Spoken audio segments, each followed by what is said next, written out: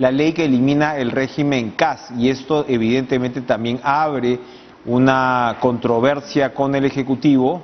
Por insistencia el Ejecutivo se había opuesto y ahora la pregunta es si esto llegará al Tribunal Constitucional. Hay un debate, ¿no?, por supuesto, entre juristas, y hay también un debate de fondo sobre la falla estructural que implicaba el mantenimiento de un régimen como el contrato administrativo de servicios. Vamos a comenzar este programa conversando con la presidenta del Congreso, Mirta Vázquez. ¿Cómo está, congresista Vázquez? Gracias por estar con nosotros. Muy buenas noches, muchas gracias por la entrevista. Su evaluación primero sobre, esta aprobación por insistencia de la ley que elimina el régimen CAS. Hay, por supuesto, quienes están a favor, señalan que es una reivindicación para trabajadores públicos que no tenían pues sus derechos laborales o sus beneficios laborales completos, mientras que desde el otro lado se afirma que esto va a implicar aproximadamente casi 4.500 millones de soles en gastos erogados a las arcas públicas. Sí, lo primero que quisiéramos decir es que en realidad el régimen CAS hay que entender que era un régimen que se generó de manera transitoria y que luego se convirtió en un régimen permanente. El propio Tribunal Constitucional había recomendado su eliminación. Lo tercero es que lo que ha propuesto el Congreso y ha aprobado hoy día es que esta eliminación del régimen CAS sea progresivo, con lo cual no estamos generando ningún tipo de situación en la que se genere un gasto no previsto para el Estado. Esto tiene sus tiempos, incluso hasta 5 años. Creo que es un tema que tiene que ver también con la reivindicación de los derechos laborales de muchos trabajadores que están trabajando en situaciones muy precarias. Y acuérdense que el régimen CAS no es el único, tenemos un problema mucho más grande, tenemos casi 15 regímenes laborales diferentes donde hay una serie de situaciones de explotación para el trabajador, y lo que necesitamos, además de esto, es una reforma más profunda sobre los temas laborales en nuestro país, ¿no? Ahora, ahí también, digamos, hay una doble perspectiva. Una, por supuesto, la del funcionario público que usted señala. Quienes están en el caso son aproximadamente 300.000 personas, y era un régimen que había sido conceptualizado de manera temporal y se fue convirtiendo en permanente. Pero de otro lado está la demanda ciudadana por tener un mejor Estado, por tener mejor personal en el Estado, más profesional, y allá intersecta con la trunca reforma del servicio civil, de la ley Servir, que al mismo tiempo pues no ha sido acogida o implementada en realidad por la mayoría de instituciones. Deberíamos caminar hacia la ley Servir, ¿no?, como, digamos, una iniciativa generalizada dentro del sector público. Eliminar de un tajo el CAS, o como usted señala, incluso progresivamente, pero eliminar el CAS sin hacerlo o articularlo a la reforma Servir, ¿no hace o no corre el riesgo de entorpecerla todavía más? No, yo creo que más bien tiene que haber un trabajo complementario y conjunto, ¿no? Hay que ir eliminando progresivamente estos regímenes que no resisten más, pero también pensando en cuál va a ser el mecanismo como para mejorar justamente la función pública, y eso tiene que ver con el tema de Servir, que no ha sido implementado como se había pensado, y probablemente este es el momento de pensar cómo es que vamos a girar a un solo régimen, cómo es que mejoramos la implementación de Servir. Yo creo que implica un reto importante de complementar, digamos, estas acciones que estamos empezando, que es justamente ya eliminar esos regímenes que están precarizando más el trabajo, ¿no? Eso es lo primero. ¿Cuál es la respuesta a la crítica de varios juristas, abogados, que recuerdan una vez más que el Congreso no tiene iniciativa de gasto y que esta ley en la práctica lo que hace es romper con esa limitación que tiene el legislador? Ahí hay una discusión en realidad, porque esta no es una ley desde nuestro punto de vista que genere un gasto, no está disponiendo que los recursos del Estado sean invertidos, sino que se cambia de régimen progresivamente y que se usen los mismos recursos que se están utilizando para, digamos, pagar a estos trabajadores, pero de manera óptima, que se mire un poco cómo se va a mejorar justamente cómo se implementan derechos laborales complementarios, pero no es estrictamente la generación de un gasto, y ahí incluso el Tribunal Constitucional ha calificado que el tema de generación de gasto depende mucho de cómo en una ley se determina la disposición de recursos inmediatos, y en esta ley nosotros no estamos proponiendo eso, que se dispongan recursos inmediatos para financiar esto, ¿no? Bien. Bueno, cambiando de tema, Presidenta del Congreso Mirta Vázquez, hay un choque entre una parte del Congreso y la fiscal de la Nación, Zoraida Ábalos. Ella no asistió a una citación en comisión, se ha presentado una moción que presenta su extrañeza y malestar, e incluso pues se dice que presentarían una denuncia constitucional contra la fiscal de la Nación. ¿Qué opina al respecto?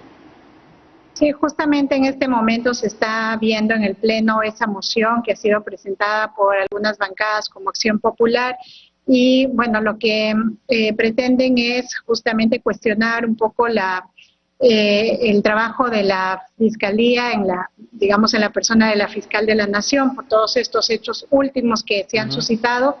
Creo que sería importante que tratemos de, juntamente con la Fiscalía, que se trate de responder a una preocupación que no solo es del Congreso, que seguro es una preocupación también de la ciudadanía. Lo importante será dar señales claras de que el Ministerio Público esté en condiciones de seguir garantizando una investigación transparente, objetiva. Creo que es fundamental que no perdamos de vista que son casos muy emblemáticos, y que lo que hay que cautelar, y eso hay que tenerlo claro, tanto la Fiscalía como el propio Congreso, lo que tenemos que tener en claro es cómo cautelamos la investigación y hacemos que esta investigación continúe para adelante, porque son casos muy emblemáticos que creo que hay que tratar de sacarlos adelante para evitar que con esta suerte de interferencias pues se pierdan en el camino y que se genere impunidad. El objetivo principal de todos los poderes tiene que ser salvaguardar que estos casos se sigan llevando adelante de la manera más adecuada, ¿no? Bien, ahora, esto está relacionado con el caso del expresidente Martín Vizcarra, porque ya se está trabajando rápidamente, ¿no?, la posibilidad de inhabilitar constitucionalmente tanto a Vizcarra como a las dos exministras involucradas en el llamado caso del Vacuna Gate.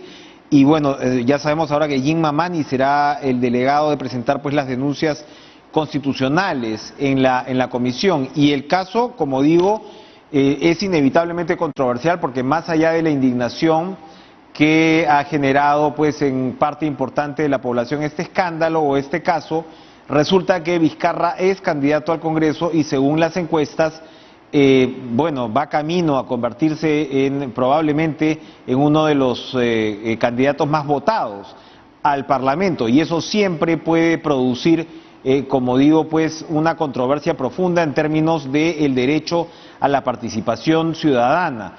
¿Cómo observa usted eso? Hace un par de días hablábamos con Daniel Salaverry y él respondía precisamente que esta inhabilitación se está apurando, se está acelerando, precisamente porque estamos hablando de competidores, en este caso de Vizcarra. En su opinión, ¿es lo más adecuado, es lo más propicio ahora mismo proceder con la inhabilitación del expresidente por haberse vacunado, digamos, de manera tan controversial?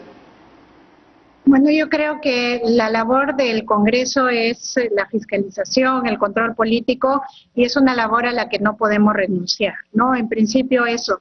Lo segundo es que creo que para eliminar cualquier resquicio de que esto quiera ser utilizado políticamente, sí creo que la comisión tiene que ser lo más escrupulosa posible, la subcomisión de acusaciones, para hacer un trabajo prolijo, que se base en medios probatorios, que sea lo más objetivo posible, y por eso es que nosotros desde la mesa directiva estamos recomendando que justamente se trate de generar condiciones para que haya mucha transparencia y objetividad en este caso, y esperamos que sea así. Yo creo que en este momento también hay una sensibilidad muy fuerte en la población, y también el Congreso quiere responder a eso. Hay una sensibilidad frente a una situación tan delicada como un expresidente que aprovechó su cargo y ministras también. No estamos hablando solamente de un expresidente que está compitiendo políticamente, sino también de funcionarias públicas. Entonces, por eso hay un interés también de avanzar.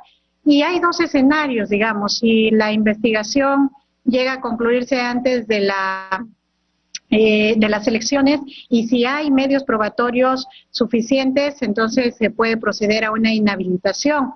Pero si no se llega a tener una investigación concluida hasta antes de las elecciones, pues también es posible que esto se llegue a concluir antes de julio, digamos, que es cuando le tocaría asumir a las nuevas autoridades. Entonces, hay esos dos escenarios, depende cómo vayan avanzando estas investigaciones, donde hay que cautelar sobre todo el debido proceso, ¿no? Exacto, porque, a ver, aquí estamos hablando más allá de la opinión que uno pueda tener del caso y, como usted dice, por supuesto, de la necesidad que se respete el debido proceso y que se encuentren los elementos probatorios. Hay un tema, digamos, de calendario, de cronograma. ¿Qué pasaría si Vizcarra, a ver, tenemos dos escenarios que usted plantea? El primero es que, el primero, por supuesto, es que no se llegue a una inhabilitación, ahí se termina la discusión. Pero el segundo es, si se llega a la inhabilitación, en el primer caso, antes de las elecciones de abril, ¿cómo se procedería? ¿Esto habría que notificarlo a los organismos electorales? Porque de todas maneras, pues, la candidatura ya está en marcha, ya está inscrita. Claro. Yo creo que si se llega con una investigación hasta antes de las elecciones, pues se puede inhabilitar para que ya no pueda estar en competencia. Pero si eso no llega a suceder, el segundo escenario es que se produzca un resultado durante el periodo o antes de que se lleven a cabo la asunción de cargos en julio, ¿no? Y ahí es que se llega a comprobar alguna responsabilidad. Lo que se produciría es la inhabilitación como para poder ejercer y poder asumir el cargo, ¿no? Ahora, en este caso, usted nos habla del debido proceso, hay dos ministras involucradas, está el expresidente Vizcarra. Ellos, ¿cuál es, digamos, la instancia que tienen para presentar sus argumentos, para defenderse? Bueno, hay varios momentos, digamos, ¿no? El primer momento es en la propia subcomisión de acusaciones constitucionales, donde ellos pueden presentarse, hacer sus descargos como corresponde, ¿no? Presentarse a las audiencias que se las cite. Luego este caso va a pasar a la comisión permanente y también, bueno, van a tener oportunidad de defenderse, y lo mismo que en el pleno. Yo creo que es bien importante garantizar en todos sus espacios que ellos puedan ejercer su derecho a la defensa, para que no quede ninguna duda de que justamente se cumple con el debido proceso. ¿Y cómo es, digamos, para que el televidente entienda la lógica de una inhabilitación constitucional en este caso? Digamos, hay un ejemplo como el de Argentina, ¿no? Donde renunció también la ministra de Salud, ¿no? Me parece, o el ministro de Salud, y se ha generado también una controversia por vacunación antes de tiempo. Son circunstancias distintas, pero básicamente vacunación que se salta en la cola. Entonces el presidente ahí, Fernández, dice en un momento, bueno, ya déjense de payasadas, porque aquí se han asumido las responsabilidades políticas de quienes toca asumir y no hay delito finalmente por saltarse la cola. Estoy más o menos parafraseando lo que él señaló. Aquí, en este caso, se tendría que encontrar una naturaleza delictiva, que hay interpretaciones, por supuesto, que dicen que sí hay delito, hay otras que dicen que no, o la inhabilitación constitucional no implica necesariamente establecer una responsabilidad penal. En este caso yo creo que tenemos que establecer, conforme lo que establece nuestro reglamento, tendríamos que encontrar responsabilidades incluso de tipo penal, ¿no? Para que puedan de alguna manera procederse a la inhabilitación. Acá hay varios cargos que se les está imputando. Lo grave en nuestro país es que justamente hay una situación en la que probablemente se produjo una suerte de aprovechamiento del cargo, pero además está de por medio el tema de las negociaciones, que es muy delicado, ¿no? Si, por ejemplo, en el caso de las ministras, uno tendrá que establecer si hubo una responsabilidad penal para que justamente en el tema de la contratación haya influido esta suerte de donación de vacunas, ¿no? Y si eso ha determinado la contratación. Entonces hay cargos ahí de naturaleza penal que se tenían que establecer. Lógicamente. Presidenta del Congreso, usted acaba de mencionar a la Comisión Permanente y precisamente mañana la Comisión Permanente verá la denuncia constitucional contra el congresista Edgar Alarcón, que no necesita, digamos, mayor presentación ya a estas alturas. Ese proceso, ¿en qué momento ya lo podremos dar por terminado? Sí, estamos en un momento muy importante. Ya tenemos un informe de acusación contra el congresista Alarcón, mañana lo veremos en la comisión permanente. Esto ya lleva varios meses, ya está, digamos, con un proceso concluido, con un informe concluido y mañana tendríamos que votarlo. Entonces, estamos nosotros esperando que esa votación, esa decisión se tome mañana y luego ya este caso esperamos que se pueda agendar en el próximo pleno y ahí se toma la decisión final. Eso implicaría el levantamiento de la inmunidad de la que goza el congresista Alarcón como excontralor y eso daría paso para que ya puedan abrir las investigaciones a nivel jurisdiccional. Ahí digamos el Ministerio Público y el Poder Judicial tendrán que hacer su trabajo y creo que lo importante para nosotros como Congreso es ya tomar una decisión en este caso que ha demorado bastantes meses, ¿no? Muy bien, Presidenta del Congreso, para terminar, quería pedirle una reflexión sobre lo que será el próximo Parlamento y lo que será la vida institucional del país a partir del 28 de julio. Usted asumió este importante cargo en medio de una gran convulsión. Ya sabemos cuál fue la historia, se había elegido un nuevo Congreso, terminaron vacando al presidente anterior con todos los problemas que pueda tener, pero lo terminaron vacando en medio de una pandemia. Y claro, las encuestas no nos auguran nada demasiado sólido, establecido con respecto al próximo Congreso. ¿Cómo observa usted la situación y cómo en todo caso los ciudadanos deberíamos abordar estas elecciones para tener un mejor Congreso? Sí, fíjate, es una pregunta muy importante porque estamos en uno de los momentos más difíciles de la historia del país. Más difíciles. Los historiadores dicen que ni la guerra con Chile nos ha traído una situación como la que estamos atravesando. Tenemos un país sumido en crisis sanitaria, en crisis económica, en crisis moral, que eso es muy importante también visibilizarlo. Estamos evidenciando cuánto nuestro país está todavía adoleciendo de una ética pública y creo que eso nos debe plantear realmente un reto importante como ciudadanía. Las elecciones próximas nos impondrán la obligación de hacer una elección muy consciente porque tenemos que elegir a personas que tengan que lidiar con estas crisis que tenemos en el país en diversos sectores. Entonces, será que tendremos que elegir a personas no solamente capaces que puedan dirigir este país en medio de una situación compleja, pero sí también personas que nos garanticen cierto nivel de ética, porque si de algo está adoleciendo, digamos, instituciones como el Parlamento, como el Poder Ejecutivo, es de liderazgos creíbles, de confianza para la población.